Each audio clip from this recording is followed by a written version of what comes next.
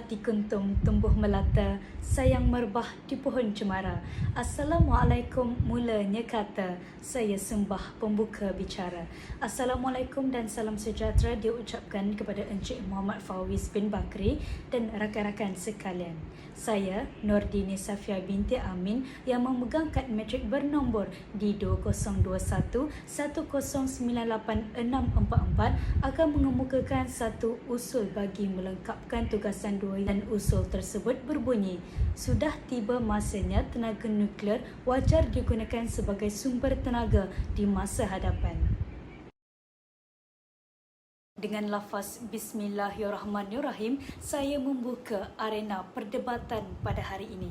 Terlebih dahulu, salam sejahtera dan selamat petang saya ucapkan kepada Yang Berhormat Tuan Speaker Dewan, pegawai-pegawai persidangan, Yang Berhormat Barisan Kerajaan dan ahli-ahli pembangkang, Tuan Yang Dipertua, ahli-ahli yang berhormat sekalian. Oleh itu, pada hari ini, Dewan kita kembali bersidang untuk membahaskan satu usul penting yang pastinya akan mencuri perhatian sidang Dewan sekalian.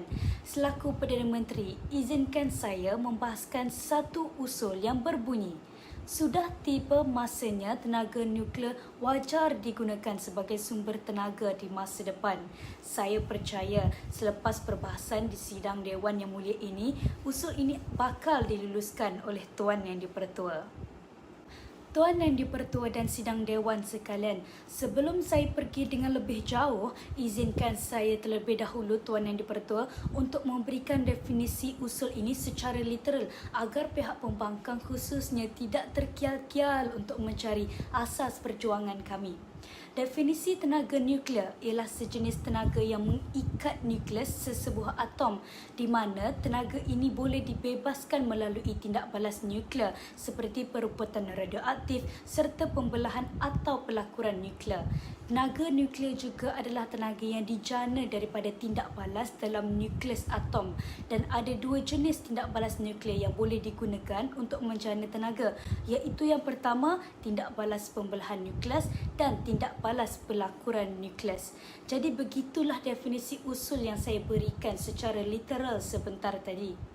Tuan Yang Dipertua, kami meletakkan dua indikator bagi memantapkan usul kami di mana yang pertama iaitu tenaga nuklear boleh menghasilkan tenaga elektrik dan yang kedua indikator kami ialah tenaga nuklear juga dilabelkan sebagai mesra alam. Penggunaan kuasa nuklear sebagai alternatif lain untuk menjana tenaga elektrik bagi menggantikan penggunaan arang batu.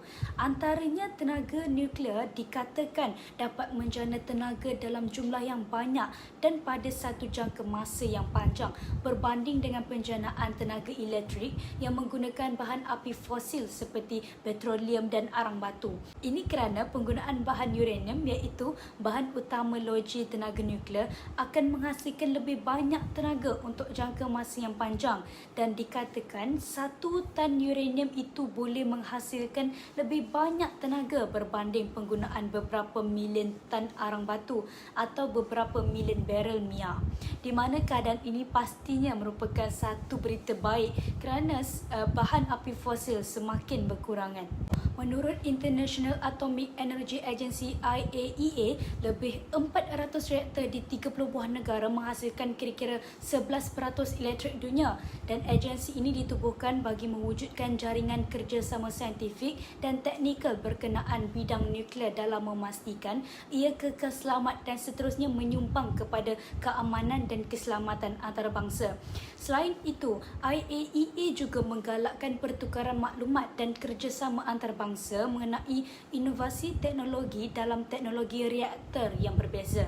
Secara tidak langsung, pendekatan IAEA ini dapat membantu dalam meningkatkan jaringan kerjasama dunia berkaitan reaktor nuklear sama ada proses, teknologi, inovasi serta aplikasi.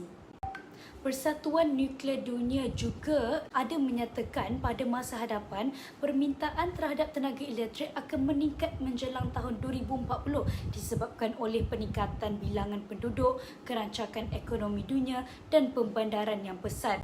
Tenaga elektrik juga mampu membantu dalam meningkatkan kualiti hidup dengan aplikasi meluas terutamanya dalam sektor komersial seperti mengendalikan mesin untuk proses pembuatan, pemanasan dan penyejukan. Tidak dinafikan lagi bahawa banyak sumber yang boleh digunakan untuk menjana tenaga elektrik. Antaranya ialah biogeosim, geoterma, tenaga solar, tenaga nuklear dan bahan api fosil. Di antara semua sumber tersebut, penggunaan tenaga nuklear sebagai sumber tenaga elektrik masih lagi menjadi debat dalam kalangan negara-negara dunia kerana melibatkan banyak cabaran seperti risiko keselamatan, impak persekitaran, kesesuaian lokasi, kaedah pelepasan dan kos penyelenggaraan. Di samping itu, bahan api nuklear mengandungi tenaga yang banyak berbanding dengan bahan api bagi sumber tenaga lain, iaitu penggunaan tenaga nuklear juga mampu mempertingkatkan keselamatan perbekalan tenaga negara untuk tempoh yang panjang. Sebarang risiko terputusnya bekalan bahan api nuklear akan mudah ditangani dengan menyimpan stok bahan api nuklear untuk beberapa tahun kerana sesebuah loji jana kuasa nuklear berkeupayaan 1,000 megawatt elektrik MWE hanya memerlukan 100 tan metrik uranium untuk mula beroperasi dan daripada jumlah ini cuma 30 tan metrik uranium yang digunakan untuk menjana tenaga elektrik sepanjang sesuatu tahun. Dengan kelebihan dari segi tenaga spesifiknya ini, penggunaan sumber tenaga nuklear tidak melibatkan jumlah kuantiti bahan api nuklear yang tinggi. Oleh itu, stok bahan api nuklear untuk menampung operasi sesebuah loji jana kuasa nuklear selama 2 hingga 7 tahun dapat disimpan dalam negara dengan mudah. Dengan stok ini, jika bekalan bahan api nuklear terputus sementara atau supply shortfall atas sebab-sebab tertentu, operasi loji jana kuasa nuklear berkenaan tidak akan tercecas.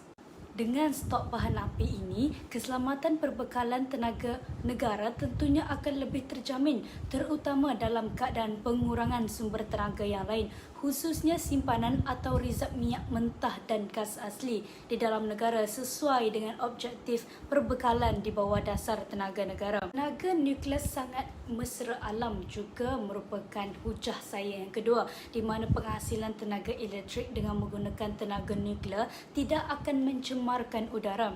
Ini kerana loji tenaga nuklear tidak akan membebaskan gas-gas rumah hijau seperti karbon, meten, ozon dan CFC semasa beroperasi dan dengan itu ianya tidak akan mencemarkan udara. Dalam hal ini, ia akan membantu mengurangkan kesan rumah hijau. Selain itu, pembinaan loji nuklear juga tidak memerlukan kawasan yang besar dan dalam jangka masa panjang, tenaga nuklear dapat mengurangkan pencemaran gas karbon dioksida yang dilepaskan semasa pembakaran arang batu. Dalam menyedari hakikat ini, marilah kita sama-sama membuka hati dan minda kita supaya menerima pembaharuan yang akan dilaksanakan oleh kerajaan ini untuk kepentingan kita bersama.